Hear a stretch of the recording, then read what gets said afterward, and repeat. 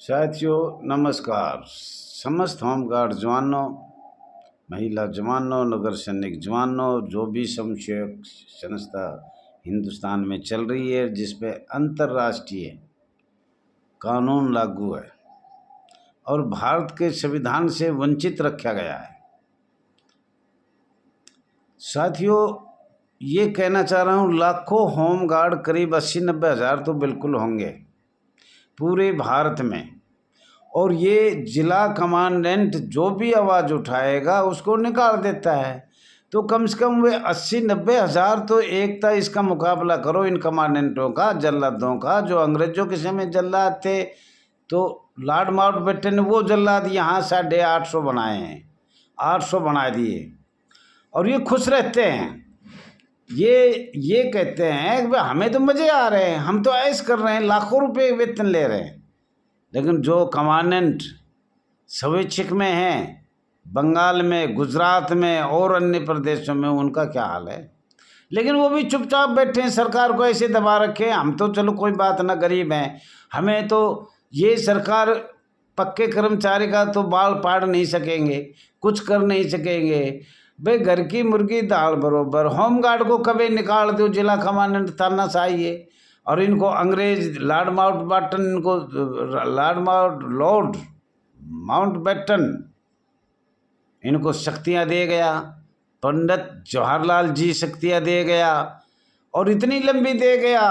अगर एक गरीब आदमी को बार बार पीटना, जब भारत के संविधान में पीटा, अंग्रेजों के कानून में पीटा,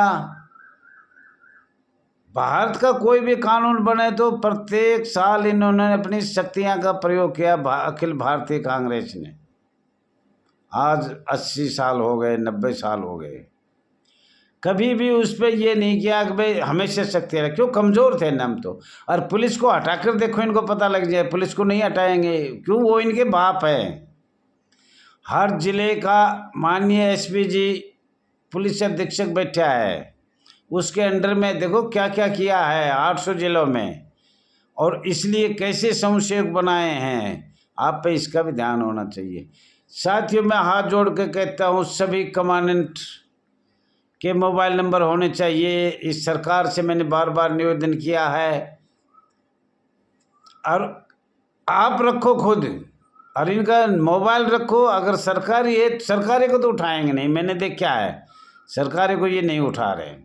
और ये आपकी दूसरी वो चैनल पे वीडियो चल रहा है, और कभी कभी हम 2 डाल देते हैं, तो इसको भी देखने का कृपा करें।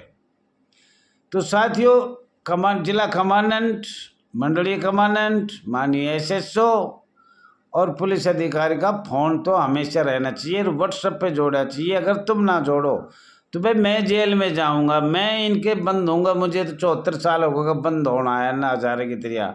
लेकिन आपका खून मांग रहा है आपको आज़ाद होने में। आपका आज़ाद करवाना कोई मामूली बात नहीं है। कैसे हो जाएंगे? भारत का संविधान में संशोधन जब तक नहीं होगा, जब तक आप आज़ाद नहीं होंगे।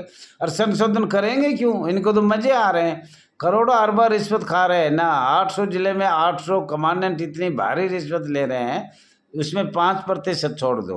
अभी आवाज़ आ रही है 5% छोड़ दो। और ये माननीय गृह मंत्रालय के अंडर में आता है सब कुछ। देखो, अंडमान निकोबार में 2 कानून हैं, परमानेंट होने के बाद फिर लगा दिया कि इससे आगे नहीं किया जाएगा। उसका पूरा हिस्ट्री देखो, उसमें कौन सी अनुसूची लगी है। दादर नगर हवेली में देखो, और फिर दिल्ली में भी देखो। तो ये सब देखने की। साथियों, आपका अपना चैनल RS दया एक्स होमगार्ड में स्वागत है। मैं हाथ जोड़ कर आपसे कर रहा हूँ, ज़्यादा से ज़्यादा सब्सक्राइब करें, लाइक करें, शेयर करें, कमेंट करें, और इस सरकार को इस चैनल के माध्यम से ही बताएं सारी बात। सरकार तो कुंभकर्ण की नींद सोए हुए हैं। लाखों होमगार्ड बेचारे ठेला सरका रहे हैं, पानी पिला रहे हैं, और कोई रोजगार नहीं है। और एक इनको ये नहीं पता, एक टर्निंग करते हैं तो जवान कितने रुपए में तैयार होता है। बार बार हमने लिखा है कि जब सरकार को जरूरत नहीं है जवानों की, तो भर्ती क्यों करते हो? पर भर्ती में तो मोटे पैसे लेते हैं ना, 40 लाख 50 लाख, अब तो 5 लाख का हो गया। अगर कोई होमगार्ड में भर्ती होना चाहता है तो हरियाणा में 2 लाख है, दिल्ली में 5 लाख है। इतने पैसे दोगे तो भर्ती होगे। और अलग अलग स्टेटों में अलग अलग, छत्तीसगढ़ में वापसी में 5 लाख। जो भाई निकले हुए हैं उनके पास 5 लाख रुपए नहीं है तो वो बहाल नहीं हो पाएंगे। ये तो भाई केंद्र का हाथ है, कांग्रेस कर गई इनको तो। अगर ये ना मरे ना जिंदा है, हमारी तो अगर हमें टट्टी बैठ दिया वो भी खाने के लिए तैयार है ये। क्यों? अगर हमारे बच्चे तो भूखे बैठे हैं, इन्हें वेतन मिले जब भाई 10,000 रुपया चाहिए, आपको ड्यूटी दिलाया है, और वेतन बढ़ने के बाद तो बाध्य मांगते ये सीधा।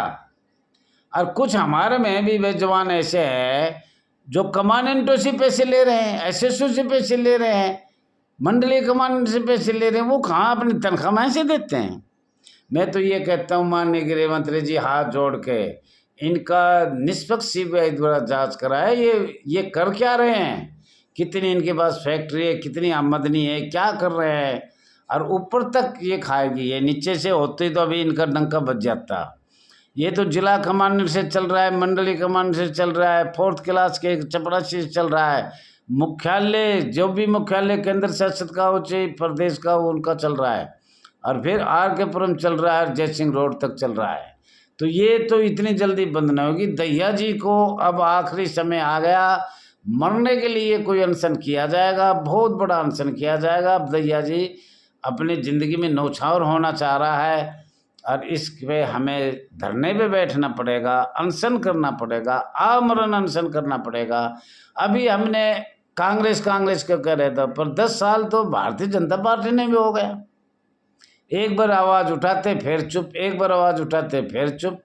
अरे भैया, हमको उन्होंने तो मार दिया, लेकिन आप जीवाना भी नहीं चाह रहे। भारतीय जनता पार्टी अगर जिंदे है तो एक बार कर के हट जाए काम, लेकिन नहीं, ये भी मारना चाहते। सबके मोबाइल नक के कृपा इस मोबाइल पे 99 96 31 88 89 कृपया करके जो कमांडेंट सबसे ज़्यादा भ्रष्ट है, सभी का होना चाहिए, पर सबसे ज़्यादा जो चरित्रहीन है, करैक्टरहीन है, हमारे आपको मैं ये सारी बात समझ गए। चरित्रहीन में सब कुछ आ गया, आप समझ गए, मुझे पता है आप समझ गए।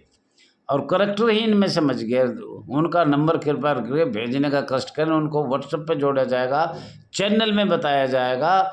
हमारे लोगों को विभाग जोड़े अलग अलग हो गए, रोज़ आत्महत्या हो रही है, और चैनल के माध्यम से हम सरकार को बता रहे हैं इतने जवान हमारे मर चुके, शहीद हो चुके, लेकिन सरकार कुंभकर्ण की नींद भारतीय जनता पार्टी भी सो रही है। कांग्रेस तो सोया ही सोया 80 साल तक, फिर 14 से ये भी सो रहे हैं। वो 14 से पहले सोए, जितने सोए अंग्रेजों के टाइम पे 1940 39 सेकेंड वर्ल्ड वार के पश्चात जितने भी कांग्रेस के चुनाव हुए, उनमें उन्होंने जो भी किया है वो आपके सामने है और बताया भी है। तो साथियों, जिला कमांडेंट हो चाहे मंडली कमांडेंट हो चाहे एसएसओ चाहे पुलिस अधिकारी हो चाहे राज्य सरकार हो, भारत सरकार हो, माननीय महामहिम राष्ट्रपति की शक्तियां हो और केंद्र सरकार की शक्तियां, आपको बता दिया 7वीं 8वीं अनुसूची में क्या दर्शाया गया है गृह रक्षा बल नगर सैनिक के बारे में, यह आपके सामने है। नंबर 2, अंग्रेजों का कानून आईपीसी 1860 का 45वां आईपीसी धारा 21 लोक सेवक कौन होते हैं ये भी आपको पता है, आप गूगल पे देख सकते हो। भारत के संविधान अनुच्छेद 309 संशय भर्ती करना हटाना, अनुच्छेद 240 1 अनुच्छेद 239 दिल्ली का गृह रक्षा बल माननीय भारत सरकार को बैंड बजा दी, बैंड। अगर ऐसी बैंड बजा रहे तो अंग्रेजों से भी हमने कहा था, भारतीय जनता पार्टी से हम कहते हैं कि भाई 6 लाख परिवार है, हमारा परिवार है, इनको खड़े करके गोली मार दो, आपकी भी समस्या खत्म और हमारी भी समस्या खत्म। और हम अब रह के भी क्या करेंगे इधर, इतनी गुलामी से नहीं के अंग्रेजों से 32 गुलाम हो रहे हैं हम, तो आज भारत आज़ाद है, हम आज भी गुलाम हैं। अखिल भारतीय कांग्रेस कमेटी अपनी शक्तियां का प्रयोग गृह रक्षा बल पे प्रत्येक वर्ष करते हैं। 1974 तक खूब कराया, 2014 तक जो नहीं करना तो हर साल अनुसूची बदला, और हमको शक्तियाँ लगाकर दबाया गया। अब भारतीय जनता पार्टी देखो क्या करता है। कहने में तो कह रहे हैं, लेकिन 10 साल से गृह रक्षा बल, अर्धसैनिक बल हैं हम, तो इनके बारे में सरकार क्या कह रही है। हमने कर्मचारी का दर्जा मांगा, उस पर भी साफ नहीं कर रहे क्लियर। वैसे जब दस्तावेज, हमारा वेतन लागू हो गया, ईपीएफ लागू हो गया, वर्दी के पैसे हो गए, लेकिन अब तो इन्होंने कर्मचारी डिक्लेयर कर देना चाहिए, लेकिन नहीं कर रहे। साथियों, बहुत बात हमें कहनी थी और आपको हम बताना भी चाह रहे हैं। खास तौर आपको पहले बताया था, आज बता रहे हैं। मद्रास, बॉम्बे, दादर नगरी और अनुसूचियाँ, देखो तुम्हारे साथ क्या क्या हो रहा है। और 1951 में जो आपका बना, उस पे चाहे वो आपका 59 में बना, चाहे आपका और आगे पीछे बना, कहीं भी बना, वो उस पे लगा देते हैं। भाई हमने 1951 में जो बनाया था प्रथम अनुसूची, उसमें सारे उसी में चेप देते हैं। तो आपको गुलाम से गुलाम कर दिया, गुलाम से गुलाम। कभी भी कानून बना, 1968 में बना, 1969 में बना, 1972-73 में बना, और ये जल्लाद बैठाए 1966 में भी बना, पर सारे कानून क्या करा, 51 में प्रथम अनुसूची पे लगा दिया। भाई सारे इसी पे थोप दो। ये अर्धसैनिक बल कांग्रेस कमेटी ने खराब करे, नहीं मारे नहीं जिंदे छोड़े, अंग्रेजों ने किया। तो साथियों, दिल्ली के बारे में बताना चाह रहा था आप लोगों ने। दिल्ली 1958 से पहले तो राज्य में काम करते थे, और 1958 को 1959 में दिल्ली हिस्सेदार होगी, जो केंद्र शासित का आदेश चलेगा। संघ राज्य क्षेत्रों के मुख्य सचिवों से सलाह दिया गया, स्वैच्छिक संगठनों को होमगार्ड में मिला दे। किसको? होमगार्ड में मिला दे। स्वैच्छिक जो संगठन है, तो इसका मतलब होमगार्ड है, लेकिन अनुसूचित मिशन ने बर्बाद करे। होमगार्ड नहीं होते तो कमांडेंट की फीस कैसे लग रही है। फिर उसके बाद क्या किया, नगर सेना संगठन सारे भारतवर्ष में प्रांतों के विधानसभाओं द्वारा कानून बनाए जाते थे, अधिनियम बनाए जाते थे। फिर भारत सरकार को क्या किया, नागरिक सुरक्षा को इस संगठन में मिला देने से एक रूपता लाने के लिए, समन्वय स्थापित करने के लिए अभिप्राय है। गृह मंत्रालय भारत सरकार द्वारा महानिदेशक नागरिक सुरक्षा का पद निर्मित मार्च 1959 में किया। मार्च 1959 में किया। दिल्ली में जब ये खोला ब्रांच, और अब इसके आगे बचाएंगे। 59 में पहुंच जाओ आप। 59 के में भारत के अनुच्छेद 239 के अनुसार भारत सरकार केंद्र शासित शक्तियां हैं उनके पास, और वो करना चाहे तो कर सकते हैं। तो साथियों, 1959 का फिर 60, 61, 62, 63 आगे बताएंगे। आप ज़्यादा से ज़्यादा शेयर करो। ये दूसरी वीडियो, माफ़ी चाहता हूँ, और बताना तो बहुत कुछ है, पर कितना बताऊँ। शेयर करो, लाइक करो, कमेंट करो, सब्सक्राइब करो, ज़्यादा से ज़्यादा करो। धन्यवाद।